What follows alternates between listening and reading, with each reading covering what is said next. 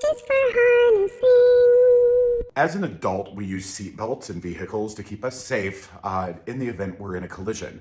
Obviously, seatbelts are good for adults, but they don't fit children. That's why we use car seats with a 5-point harness for younger kids, so that they fit into a vehicle and you're able to transport them safely. A 5-point harness is also designed to distribute crash forces over the harder parts of their body and not, their soft abdominal tissue. You want it going over collarbone and hips.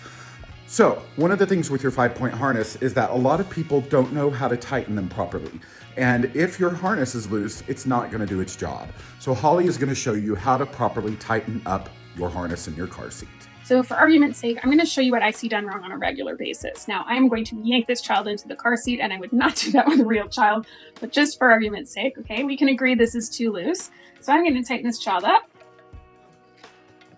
And I've got that so tight now, my hand is physically shaking. I cannot tighten it anymore. But look at this. I can get my whole arm in here. So why is that happening? Ultimately, this is really a geometry problem. We get it tight, the harness turns a corner, and we just can't get that slack out. It just won't let us do it. To avoid that, when you get baby buckled in, just make sure that the harness is set up appropriately. It should be coming from at or below the shoulder for a rear-facing child. We want to make sure this harness is coming over the shoulders and over the hip crease. The harness should be flat, it should be free from twists, at which point we're now going to make it snug.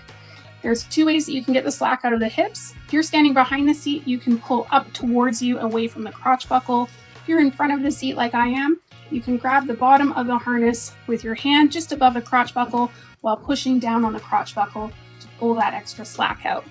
You will hear and feel that tightness, so you want to make sure it is that snug.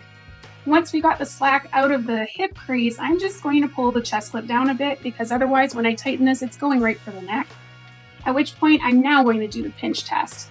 And to do that, I'll get the harness kind of close, but there is still some slack here.